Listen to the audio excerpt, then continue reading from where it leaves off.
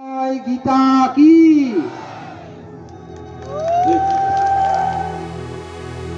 মুর্শিদাবাদের কিরিটেশ্বরীতে আধ্যাত্মিকতার সঙ্গে মানব সেবার নতুন ইতিহাস গড়ল সনাতনী সংস্কৃতি মঞ্চ। মুর্শিদাবাদের ঐতিহাসিক কিরিটেশ্বরী মন্দির সংলগ্ন প্রাঙ্গণ আজ সাক্ষী থাকল এক নজিরবিহীন আধ্যাত্মিক মহামিলনের। ভক্তি, সুর এবং সামাজিক দায়বদ্ধতার এক অভূতপূর্ব মেলবন্ধনে মুখরিত হয়ে উঠল গোটা এলাকা। সনাতনী সংস্কৃতি মঞ্চের উদ্যোগে আয়োজিত এই গণগীতা ও চণ্ডীপাঠ অনুষ্ঠানে জেলার প্রতিটি প্রান্ত থেকে মানুষের ঢল নামে।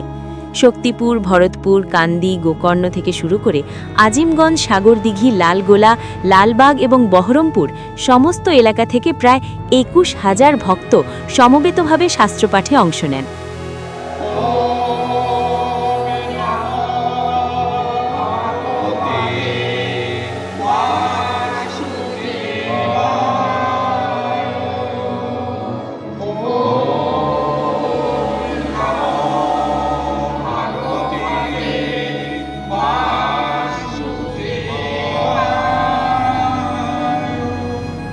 উদ্যোক্তাদের মতে এই সম্মিলিত শাস্ত্রপাঠ কেবল ধর্মীয় অনুষ্ঠান নয়, বরং জেলার ধর্মীয় ঐক্যের এক শক্তিশালী বার্তা। অনুষ্ঠানে উপস্থিত ছিলেন বেলডাঙ্গা ভারত সেবাশ্রমের অধ্যক্ষ শ্রীমৎ স্বামী প্রদীপ্তানন্দ মহারাজ, যিনি ভক্তদের কাছে কার্তিক মহারাজ নামে পরিচিত, এবং নৈহাটি আশ্রমের মহারাজ। এই প্রসঙ্গে কার্তিক মহারাজ জানান, কিরিটেশ্বরী মায়ের মন্দিরে আমাদের সৌভাগ্য, সবাই আমরা তার চরণের তলে আশ্রয় গ্রহণ করেছি। ভারতবর্ষ চিরকাল মাতৃ সাধনার দেশ। সারা দেশ জুড়ে মাতৃর বিভিন্ন স্মৃতি মন্দির এখানে বিরাজ করছে। সেই সূত্রে এখানে আসাটা আমাদের খুব বিরাট পাওয়া। এছাড়াও উপস্থিত ছিলেন বিশিষ্ট গবেষক রবিন সেন, মুর্শিদাবাদ আইনজীবী ফোরামের সদস্যবৃন্দ এবং চিকিৎসক মহলের বিশিষ্ট ব্যক্তিবর্গ। বক্তারা সমবেত কণ্ঠে একটি সত্য তুলে ধরেন, ধর্ম ও সেবা একে অপরের পরিপূরক। মঞ্চের পক্ষ থেকে ঘোষণা করা হয় এক অভিনব উদ্যোগের কথা।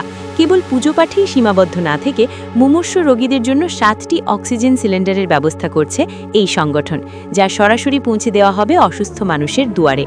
উল্লেখ্য, এই মহতী অনুষ্ঠানের প্রস্তুতি হিসেবে আগের দিন থেকেই এলাকায় চলেছে সেবামূলক কর্মকাণ্ড।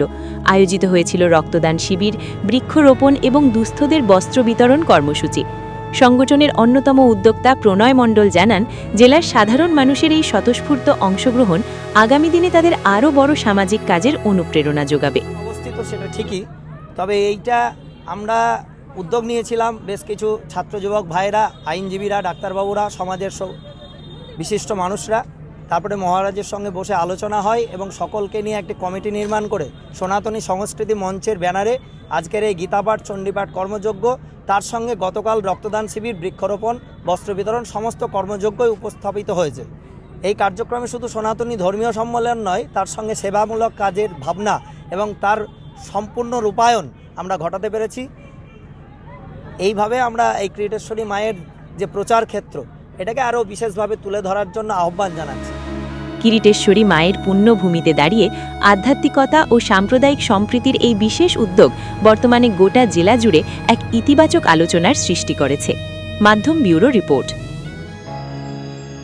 जब युवा सशक्त होता है तो राज्य आगे बढ़ता है, और जब राज्य आगे बढ़ता है तो देश का भविष्य उज्जवल होता है। प्रधानमंत्री नरेंद्र मोदी के विकसित भारत के संकल्प को जमीन पर उतारते हुए मध्य प्रदेश के मुख्यमंत्री डॉक्टर मोहन यादव के नेतृत्व में राज्य सरकार युवाओं के सर्वांगीण विकास के लिए एक के बाद एक ऐतिहासिक कदम उठा रही है। युवाओं की शिक्षा, कौशल और आधुनिक तकनीकों में दक्षता के लिए शुरू हुआ है स्वामी विवेकानंद युवा शक्ति मिशन। रोजगार और करियर के अवसरों से जोड़ने के लिए मध्य प्रदेश युवा प्रेरक अभियान और भारतीय सेना, पैरामिलिट्री व पुलिस भर्ती के लिए पार्थ योजना, जहां युवाओं को मिलेगा 360 घंटे का विशेष प्रशिक्षण। सरकारी नौकरियों में युवाओं के लिए बड़ा अवसर, 1 लाख पदों पर भर्तियां जारी, और अगले 5 वर्षों में 2.5 लाख सरकारी नौकरियों का लक्ष्य। हर साल जारी होगा भर्ती कैलेंडर।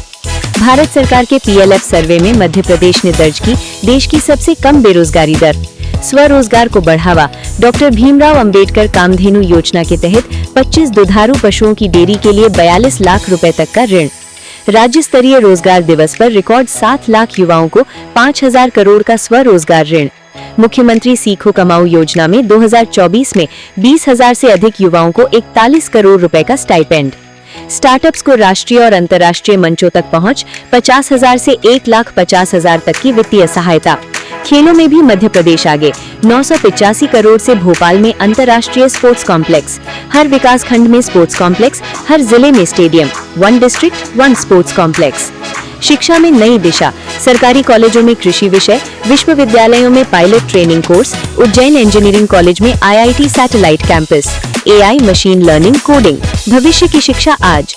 ये है नया मध्य प्रदेश, जहां सपना सिर्फ देखा नहीं जाता, पूरा भी किया जाता है।